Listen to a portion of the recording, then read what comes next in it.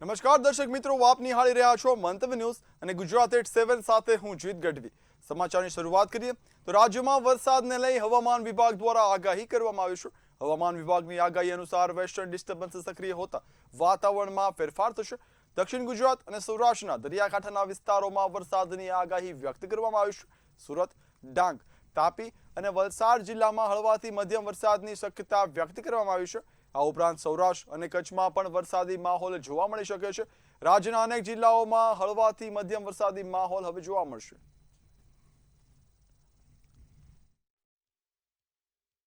Reason है 16 जून से लेकर 18 जून तक हल्का से मध्यम बरसात होने का संभावना रहेगा। आज जो डिस्ट्रिक्ट हम हल्का से मध्यम बरसात के लिए पूर्वानुमान दे रहे हैं, इसमें बनासकांठा, साबरकांठा और अरवली के लिए दिया गया। सूरत, तापी, नवसारी, वलसाड, दमन, दादरा नगर हवेली और डांग के लिए दिया गया है। यह है 17-18 के लिए दिया गया है और बाकी दिन मौसम आमतौर पर शुष्क रहने का पूर्वानुमान दिया गया है।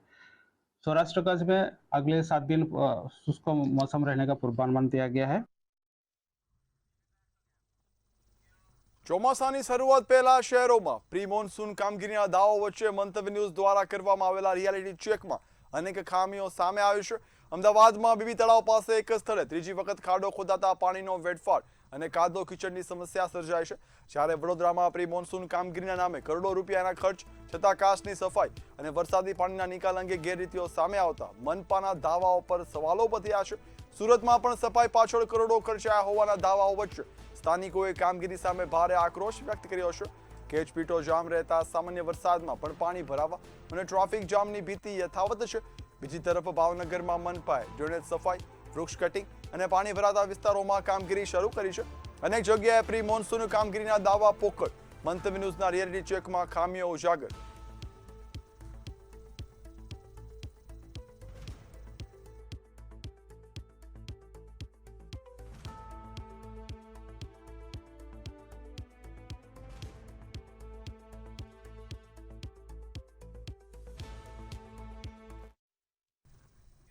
અમરેલી જિલ્લાના રાજુલા તાલુકામાં વન્યજીવોનો આતંક જોવા મળી રહ્યો છે। કોયા ગામની સીમમાં સિંહણે પરપ્રાંતીય યુવક પર જીવલેણ હુમલો કરીને શિકાર બનાવ્યો હતો।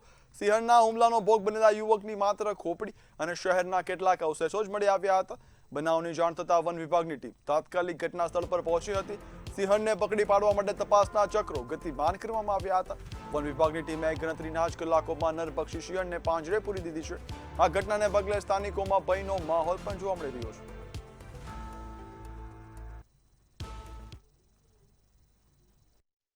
આ જે બનાવ બન્યો છે એ 3 થી 3:30 ગાળાની અંદર બન્યો છે, નાઇટની અંદર।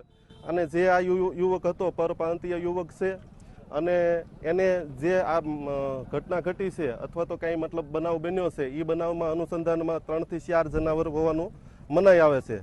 અને આ જનાવર આ માણસ જે બેઠો હતો એ માણસને ખેંચી અને સામેની સાઈડ લઈ ગયો છે અને ત્યાં બધું આખું મતલબ એમ કહે ને કે ભાઈ માથા સિવાય કાંઈ વધવા નથી દીધું। આખું એવી મારણની ઘટના ઘટી છે કે આ બનાવ હું માનું ત્યાં સુધી આ 3જી વખત બન્યો છે। તો આનું પુનરાવર્તન હવે પછી ન થાય એવું મારું માનવું છે। અને આગળના ટાઈમની અંદર હું માનું ત્યાં સુધી સરકારશ્રીને હતે વિનંતી કરું છું કે ભાઈ આના પરિવારને જે કાંઈ ઘટના ઘટે છે એ બધાના પરિવારને વળતર મળવું જોઈએ।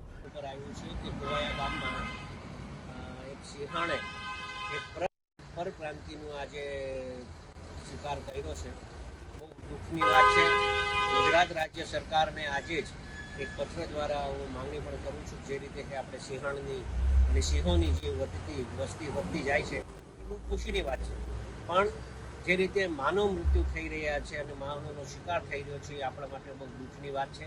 ત્યારે સરકારશ્રી પાસે એક નિવેદન હું કરવા માંગુ છું કે તાત્કાલિક જ આપણે જેમ સિંહણની સંખ્યા વધી હોય તો એ રીતે આપણે ફોરેસ્ટમાં અધિકારીઓની પણ સંખ્યા વધવી જોઈએ અને કેરટેકરોની પણ સંખ્યા વધવી જોઈએ, જેના કારણે આવા બનાવો ઘટનાની ગંભીરતાને ધ્યાને લઈને સ્થાનિક પોલીસ વિભાગને જાણ કરવામાં આવે છે અને આ ઘટના પ્રાઇમા ફેસી વન્ય પ્રાણીને કારણે થઈ હોય એવું ધ્યાને રાખીને આજુબાજુના વિસ્તારમાં જે વન્ય પ્રાણી છે એમનું લોકેશન કરવામાં આવે છે।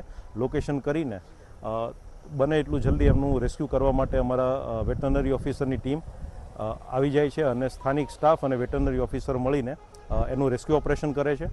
તો ગણતરીના કલાકોમાં જ જે સસ્પેક્ટેડ એનિમલ છે, જે ગ્રુપ છે, એમાંથી એક એનિમલનું અત્યારે રેસ્ક્યુ પણ થઈ ગયું છે.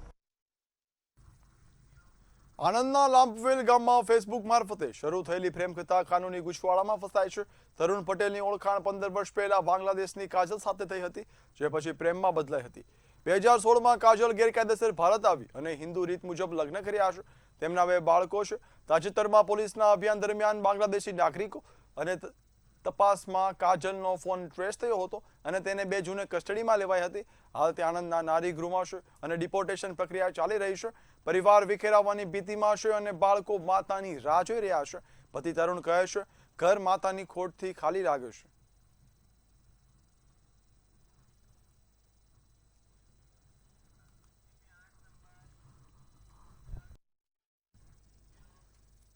ગાંધીનગર ખાતે આવેલી એક શાળાની હોસ્ટેલમાં શરમજનક ઘટના બની છે. રાજસ્કૂલના પ્રિન્સિપાલના પુત્રે એક વિદ્યાર્થી સાથે કુકર્મ આચર્યું છે. આરોપીએ વિદ્યાર્થી સાથે સૃષ્ટિ વિરોધનું કૃત્ય કર્યું હતું. ઘટનાનો વિડીયો સોશિયલ મીડિયા પર વાયરલ થતા મામલો ચર્ચાનો વિષય બન્યો છે. સમગ્ર ઘટનાને લઈને સેક્ટર 21 પોલીસ મથક ખાતે ફરિયાદ નોંધવામાં આવી છે. પોલીસે ફરિયાદના આધારે ગુનો નોંધી તપાસ શરૂ કરી છે.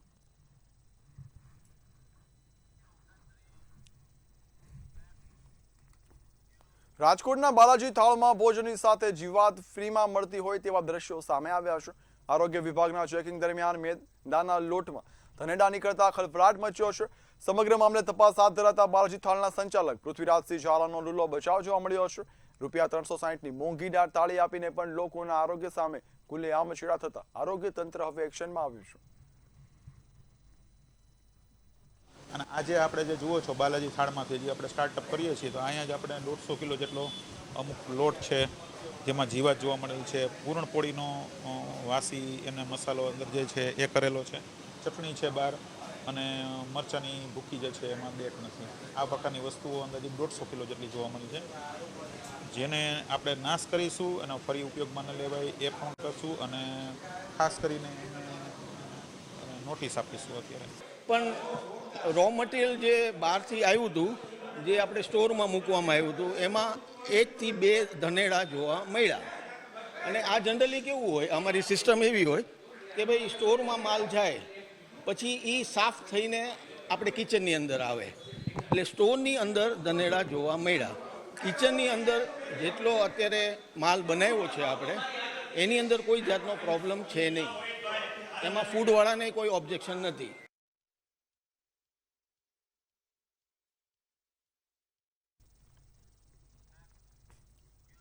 વલસાડના સંજાણમાં યોજાયેલા સરકારી કાર્યક્રમ દરમિયાન વિદ્યાર્થીઓની કફોડી હાલત અને તંત્રની કથિત બેદરકારી અંગે મંતવ્ય ન્યૂઝના અહેવાલની ધારદાર અસર જોવા મળી હતી. વિદ્યાર્થીઓને તડકામાં લાંબા સમય સુધી ઊભા રાખવા, તેમની તબિયત બગાડવા છતાં પણ યોગ્ય વ્યવસ્થા ન હોવા છતાં મુદ્દાઓ ઉજાગર કરવામાં આવ્યા હતા. મંતવ્ય ન્યૂઝના અહેવાલ બાદ શિક્ષણ વિભાગ હરકતમાં આવ્યું છે અને જિલ્લા શિક્ષણ અધિકારીએ સમગ્ર મામલે તાત્કાલિક તપાસના આદેશ આપ્યા છે. હવે તપાસ બાદ જવાબદારો સામે શું કાર્યવાહી થાય તેના પર સૌની નજર ટકેલી છે.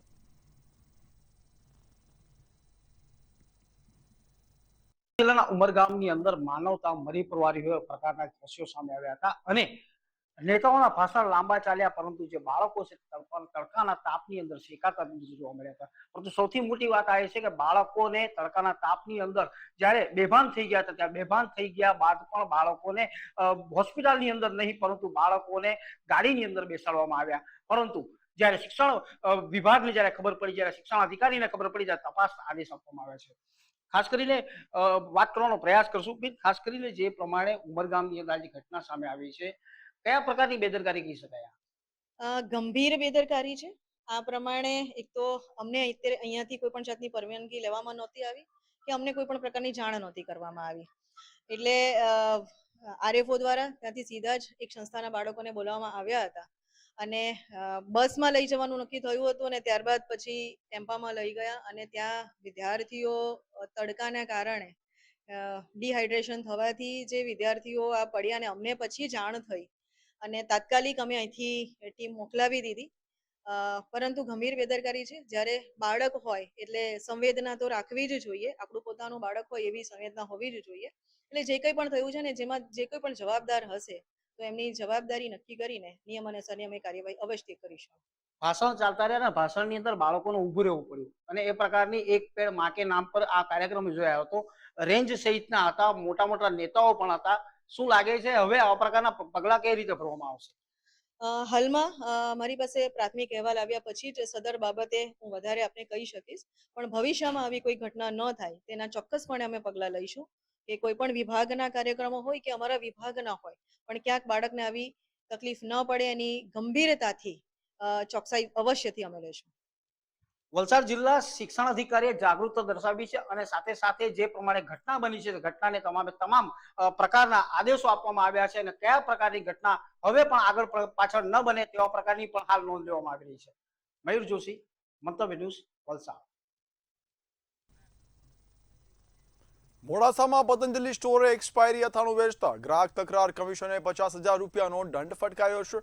બિલ ન આપવાના મામલે પણ કાર્યવાહી કરવામાં આવી છે. શું હતી વધુ વિગત, જોઈએ ખાસ અહેવાલમાં. અરવલ્લી જિલ્લાના મોડાસામાં આવેલા પતંજલિ સ્ટોરને એક્સપાયરી માલ વેચવો ભારે પડ્યો છે. ગ્રાહકને એક્સપાયરી થયેલું અથાણું વેચવાના મામલે ગ્રાહક તકરાર નિવારણ કમિશને સ્ટોર સામે કડક વલણ અપનાવી 50,000 રૂપિયાનો દંડ ફટકાર્યો છે. ફરિયાદ મુજબ ગ્રાહકને ખરીદી સમયે બિલ પણ આપવામાં આવ્યું નહોતું અને બાદમાં માલ એક્સપાયરી હોવાનું સામે આવ્યું હતું. જ્યારે ગ્રાહકે આ મામલે કમિશનમાં ફરિયાદ નોંધાવતા કેસની સુનાવણી હાથ ધરવામાં આવી હતી. સુનાવણી દરમિયાન સ્ટોરની બેદરકારી સામે આવતા કમિશને ગ્રાહકના પક્ષમાં ચુકાદો આપ્યો હતો. સાથે જ દંડની રકમ ગ્રાહક કલ્યાણ નિધિમાં જમા કરાવવાનો આદેશ પણ કરવામાં આવ્યો. આ નિર્ણયને ગ્રાહક અધિકારોની જીત તરીકે જોવામાં આવી રહ્યો છે. જ્યારે આ ઘટનાએ બજારમાં વેચાતા ખાદ્ય પદાર્થોની ગુણવત્તા અને સુરક્ષા અંગે પણ અનેક સવાલો ઉભા કરી દીધા છે. રાજ્યભરમાં કેટલાક સ્ટોર પર એક્સપાયરી માલનું વેચાણ થતું હશે તે અંગે હવે ચર્ચા શરૂ થઈ ગઈ છે. ગ્રાહકોની ખરીદી સમયે બિલ લેવા અને ઉત્પાદનોની એક્સપાયરી તારીખ તપાસવાની પણ સલાહ આપવામાં આવી રહી છે. બ્યુરો રિપોર્ટ, મંતવ્ય ન્યૂઝ. ગુજરાત પોલીસ દ્વારા રાજ્યવ્યાપી ઓપરેશન ચાઇલ્ડહુડ ફ્રીડમ અંતર્ગત બાળમજૂરી સામે કડક કાર્યવાહી હાથ ધરવામાં આવી છે. છેલ્લા 14 દિવસ દરમિયાન 84 બાળમજૂરોને મુક્ત કરવામાં આવ્યા છે. જ્યારે બાળમજૂરી કરાવનાર 26 લોકો સામે કેસ નોંધાયા છે. રેસ્ક્યુ કરેલા બાળકોને શિક્ષણ માટે શાળામાં પુનર્વસનની પ્રક્રિયા શરૂ કરવામાં આવી છે. રાજ્યના વિવિધ ઔદ્યોગિક એકમોમાં બાળમજૂરી નાબૂદ કરવા માટે વિશેષ તપાસ અને ચેકિંગ અભિયાન ચાલુ છે.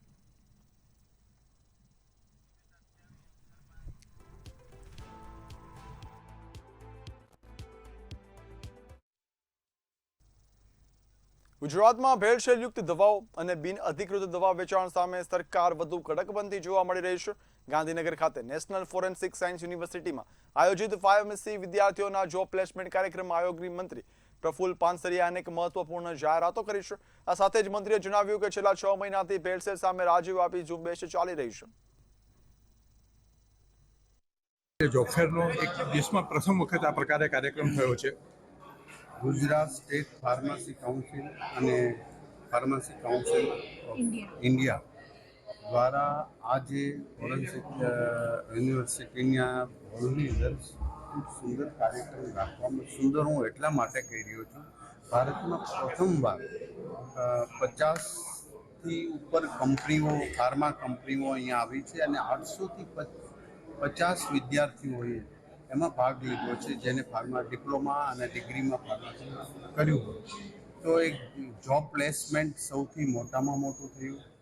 વિચારોનું આદાન પ્રદાન, હવે શોધ સંશોધન ઉપર પણ એમની ચર્ચા થઈ. તો મારા ખ્યાલ પ્રમાણે ફાર્મસી કરનાર સ્ટુડન્ટ્સ માટે આ એક બહુ મોટી ઓપોર્ચ્યુનિટી છે. અમદાવાદમાં ફરી એકવાર રફતારનો આતંક જોવા મળ્યો છે.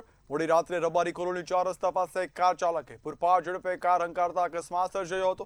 બેકાબુ બનેલી કાર બીઆરટીએસની રેલિંગમાં ઘૂસી જતા નુકસાન થયું હતું. ઘટનાની જાણ થતાં પોલીસ સ્થળ પર પહોંચી અને અકસ્માતનો ગુનો નોંધી વધુ તપાસ શરૂ કરી છે. જ્યારે બીજી તરફ રિવરફ્રન્ટ વિસ્તારમાં કેટલાક નબીરાઓએ પણ એક્ટિવા પર જોખમી સ્ટન્ટ કરીને લોકોના જીવ જોખમમાં મૂક્યા હતા. આ સ્ટન્ટનો વિડીયો સોશિયલ મીડિયા પર વાયરલ થતા પોલીસે મામલાની ગંભીરતાને ધ્યાનમાં રાખી તપાસ હાથ ધરી છે અને સ્ટન્ટ કરનાર યુવકોની શોધખોળ શરૂ કરી છે.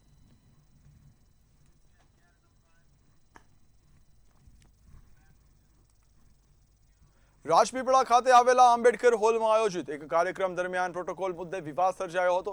ધારાસભ્યનું પ્રોટોકોલ યોગ્ય રીતે જળવાયું ન હોવાના કારણે ધારાસભ્યએ વિરોધ નોંધાવી ગાંધી ચોક ખાતે ધરણા કરી રાજીનામાની ચીમકી ઉચ્ચારી હતી. કાર્યક્રમ દરમિયાન ડોક્ટર દર્શના દેશમુખનું સ્વાગત પણ ન કરવામાં આવ્યું હતું. વિવાદ વધતા ધારાસભ્યના સમર્થનમાં સાંસદ તેમજ પૂર્વ ધારાસભ્યો આવ્યા હતા બાદમાં પ્રશાંત કુરાર સાથે થયેલી ચર્ચા પછી ધરણાનો અંત આવ્યો હતો. સમગ્ર મામલે નીલ રાવે માહિતી આપી હતી અને જણાવ્યું કે આ ઘટના ગેરસમજણના કારણે બની હતી. ભારતીય જનતા પાર્ટીના મહામંત્રી શ્રી પ્રશાંતભાઈ કોરાટજી દ્વારા આશ્વાસન આપવામાં આવ્યું છે, બાહેધરી આપવામાં આવી છે કે તમને બધાને સાંભળવામાં આવશે અને સાંભળ્યા પછી બધા નિર્ણય કરવામાં આવશે અને એ સાંભળવા માટેનો પૂરતો સમય પણ આપવામાં આવશે. એટલે અમારી બાજુના જે બધા પક્ષના લોકો છે કે જે સાંસદશ્રી છે, ઘનશ્યામભાઈ છે, મોતીભાઈ છે અને પાર્ટીના જે સિનિયર કાર્યકર્તાઓ છે. કડીમાં થયેલી વિષ્ણુજી ઠાકુરની હત્યાનો અનડિટેક્ટ ગુનો ગણતરીના કલાકોમાં કડી પોલીસ અને એલસીબી મહેસાણાની સંયુક્ત કામગીરીથી ઉકેલ્યો હતો. તપાસ દરમિયાન મૂળ બિહારનો અને હાલ કડીમાં રહેતો મોહમ્મદ નોમાન નામનો આરોપી હાલ ઝડપી પાડવામાં આવ્યો છે. એક વ્યક્તિ સાથે જતા જણાઈ આવે તેની પૂછપરછ કરતા મોહમ્મદ નોમાન, ખલીલુર રહેમાન, મૂળ રહેઠાણ બિહાર કે જેઓ પશુપતિ ઇન્ડસ્ટ્રીઝની સામે જસીબેનના ખેતરની અંદર બનાવેલી ઓળીમાં ભાડેથી રહેતા હતા અને જાદવપુરા ખાતે નોનવેજની દુકાન ચલાવતા હતા. તેઓ એમની સાથે જતા જણાયેલ. ત્યારબાદ પોલીસ દ્વારા ઉપરોક્ત ઈસમની શોધખોળ કરતા ઈસમ જે એમનું રહેઠાણ હતું તે મળી ના આવે તેવી શંકા જતા પોલીસે અલગ અલગ ટીમ બનાવી અને એમને હસ્તગત કરીને પૂછપરછ કરતા સદર ઈસમ દ્વારા આ બનાવ બનેલો હોય ને એનું મર્ડર કરેલું હોવાનું જણાઈ આવતા અત્યારે એની અટક કરેલ છે. ધોળકાના કોટ ગામમાં લૂંટ થયા હોવાની ઘટના સામે આવી છે. શખ્સોએ દંપતીને છરીની અણીએ બંધક બનાવી લાખોની લૂંટ ચલાવી હતી. સમગ્ર મામલે પોલીસે 3 આરોપીઓને ઝડપી પાડ્યા છે, જ્યારે અન્ય 4 આરોપીઓ ફરાર હોતા તપાસ હાથ ધરવામાં આવી રહી છે. પોલીસે આરોપીઓ પાસેથી 3 મોબાઈલ ફોન સહિતનો મુદ્દામાલ જપ્ત કર્યો છે.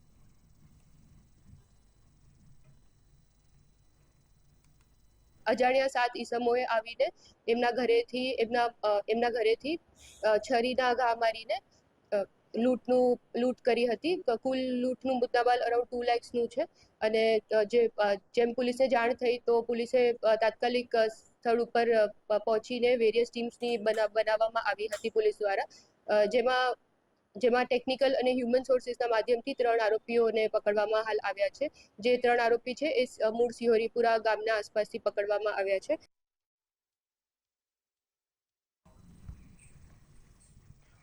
દેશભરમાં અલનીનોની અસરને લઈને ચિંતા વધી રહી છે. હવામાન વિભાગના જણાવ્યા અનુસાર અલનીનોની અસરથી દેશભરમાં 197 જિલ્લાઓ પ્રભાવિત થશે. વર્ષ 1950 પછી પહેલીવાર શક્તિશાળી અસર નોંધાય છે.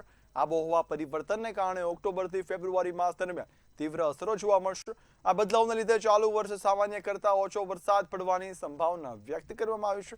વરસાદની ચિંતાજનક સ્થિતિ અને પાક નિષ્ફળ જવાની ભીતિથી ખેડૂતોમાં ભારે ચિંતા વ્યાપી છે. ખાસ કરીને અલનીનો છે આમ તો 2 થી 5 વર્ષે 7 વર્ષે સક્રિય થતો હોય છે, પણ આ વર્ષે થોડોક વધુ સ્ટ્રોંગ બનવાની શક્યતાઓ છે, એટલે કે સુપર અલનીનો બનવાની સંભાવનાઓ છે, જેને કારણે ભારતના ચોમાસા ઉપર પણ એની નેગેટિવ અસર પડશે. इक्वेटर जो पैसिफिक ओशन है इसमें एल नीनो का स्थिति बने हुए है. हमारा जो MMCFS मॉडल है, monsoon mission climate forecast system, इसमें भी आगे स्थिति और भी मजबूत होने का पूर्वानुमान दिखा रहे हैं और MMCFS का जो फोरकास्ट जनरेट हो रहा है इसमें देखा जा रहा है कि ये भी और भी न्यूट्रल कंडीशन रहेगा मानसून का जो पूरा नेक्स्ट जो पार्ट है. बारिश का ऊपर ऑलरेडी जो लॉन्ग रेंज फोरकास्ट IMD की तरफ से आई हुई है, इसमें बिलो नॉर्मल रेनफॉल का पूर्वानुमान है. આ વખતે ચોમાસું નબળું છે તેવું હવામાનના નિષ્ણાંતો જે છે તેવું જણાવી રહ્યા છે. ખાસ જો વાત કરવામાં આવે તો આ વખતે અલનીનોની અસર જે છે તે ભારતમાં જોવા મળવાની છે, સાથે જ સુપર અલનીનોની અસર જે છે તે પણ જોવા મળશે. અત્યારે હાલ આપણી જોડે હવામાન નિષ્ણાંત અશોકભાઈ દેસાઈ છે, તેમણે જોડાયા છે. આપણે એમની જોડે વાત કરીશું. અશોકભાઈ, એવું કહેવાઈ રહ્યું છે કે આ વખતે સુપર અલનીનો જે છે તેની અસર જોવા મળવાની છે ભારતમાં, અને ખાસ તો ગુજરાતમાં કેવી સ્થિતિ રહેશે? એકચ્યુઅલી ભારતમાં તો અત્યારે એના એધાન ચાલુ થઈ જ ગયા છે, કારણ કે સુપર અલનીનોની શરૂઆત જ્યારે થાય ત્યારે પેસિફિક સમુદ્રમાં તાપમાન 1.5 ડિગ્રી જેવું વધી જતું હોય છે. અત્યારે 1.8 ડિગ્રીનો વધારો આવી ગયો છે અને પૂર્વ પેસિફિકમાં જે અમેરિકા સાઈડ સાયક્લોનો થવા જોઈએ એ અત્યારે શરૂઆત થઈ ચૂકી છે અને ઇન્ડોનેશિયા બાજુ સાયક્લોનોની અભાવ પણ વર્તાઈ રહ્યો છે.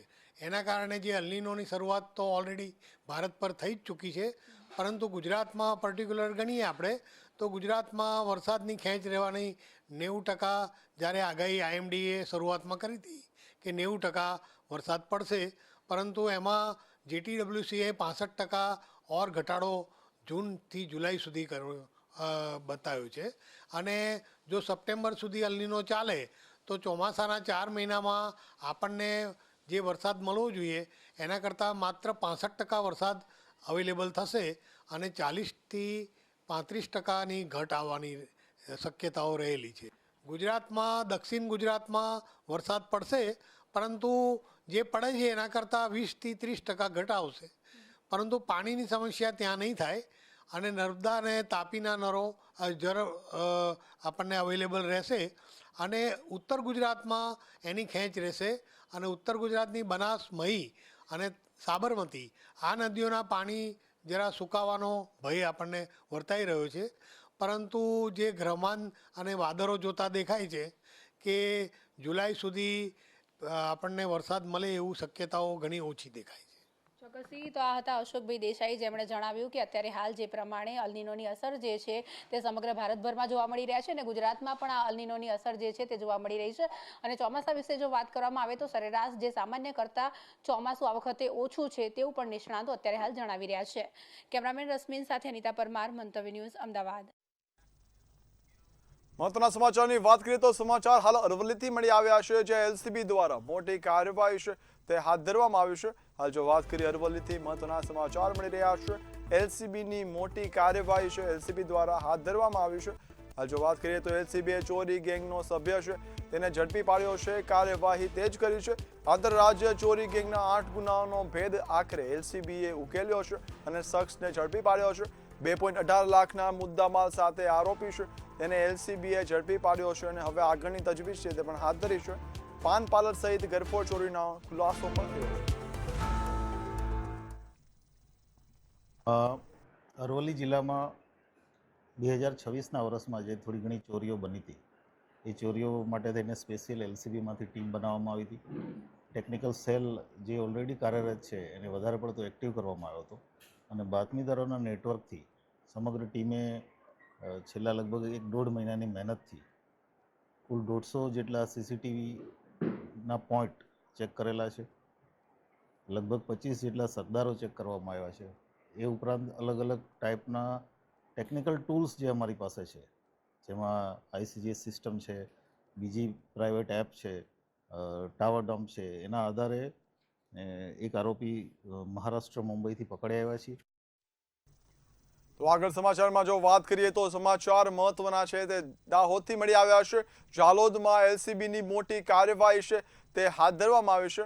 હાલ જો વાત કરીએ મહત્વના સમાચારની તો LCB દાહોદમાં એક્શનમાં જોવા મળ્યું છે અને મોટી કાર્યવાહી છે તે હાથ ધરી છે. અનેક ગુનાઓના ભેદ હાલ LCB ઉકેલી પાડ્યા છે. દાહોદથી વાત કરીએ, જાલોદમાં LCBની મોટી કાર્યવાહી સામે આવી છે. 1 માસમાં ₹46 લાખનો દારૂ છે તે LCB દ્વારા જપ્ત કરવામાં આવ્યો છે. 23 પેટી, 1198 બોટલ સાથે 4 આરોપીઓને પણ ઝડપી પાડ્યા છે. નકલી નંબર પ્લેટ લગાવી દારૂ છે તે લાવવામાં આવતો હતો તેવું તપાસમાં ખુલાસો પણ થયો છે. બાઇક પાઇલોટિંગથી હેરાફેરી હતી તે થતી હતી.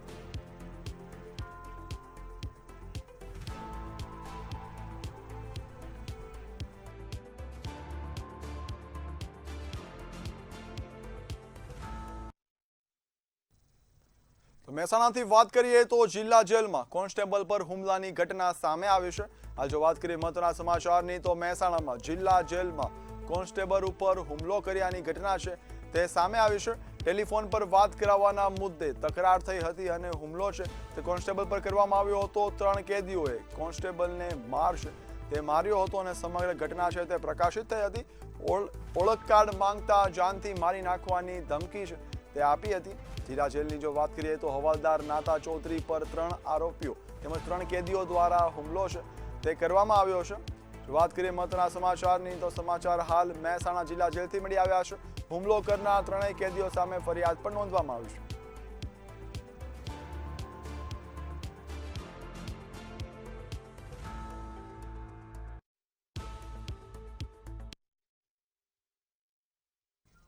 અમદાવાદથી મહત્વના સમાચારની વાત કરીએ તો ક્રાઇમ બ્રાન્ચ દ્વારા તેરા તુજકો અર્પણ કાર્યક્રમ છે તે યોજવામાં આવ્યો હતો. હાલ જો મહત્વના સમાચારની વાત કરીએ, અમદાવાદ ક્રાઇમ બ્રાન્ચમાં તેરા તુજકો અર્પણ કાર્યક્રમ છે તે યોજવામાં આવ્યો હતો.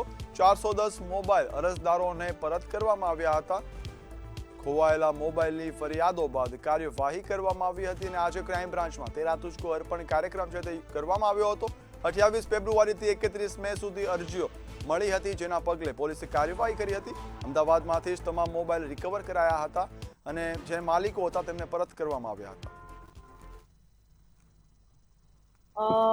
તેરા તુજકો અર્પણ ગુજરાત પોલીસ દ્વારા શરૂ કરવામાં આવેલ એક સરાહનીય કાર્યક્રમ છે, જેમાં આજ રોજ 410 જેટલા મોબાઈલ 63 લાખ જેટલી કિંમતના મોબાઈલ આજ રોજ પરત કરવામાં આવેલ છે. જેમાં રિકવર થયેલા મોબાઈલ 28 ફેબ્રુઆરી 31 મે દરમિયાન 410 જેટલા મોબાઈલ જે રિકવર થયેલા એ આજ રોજ પરત કરેલ છે. અને આ સિવાય પણ દર 3 મહિને આ કાર્યક્રમ થતો રહે છે, જેમાં જેટલા પણ ખોવાયેલા મોબાઈલ ડિટેક્ટ થાય છે અને રિકવર થાય છે એ તમામ એના મૂળ માલિકને શોધી અને પરત કરવામાં આવે છે. યસ, આ 410 જે મોબાઈલ છે એ CIR પોર્ટલમાં રજીસ્ટર્ડ થયા છે, જેમાં ટોટલ તમામ મોબાઈલ FIR થયેલ નથી. એ તમામ ફક્ત અરજી આધારે કે પડી ગયો, ગુમ થયો એવા મોબાઈલ છે. FIR થયેલ તમામ મોબાઈલ પોલીસ સ્ટેશન ખાતે રજીસ્ટર્ડ થયેલ છે. ગુજરાત 87માં હાલ બસ આટલું જ. વધુ સમાચારની અપડેટ્સ માટે જોતા રહો મંતવ્ય ન્યૂઝ. નમસ્કાર.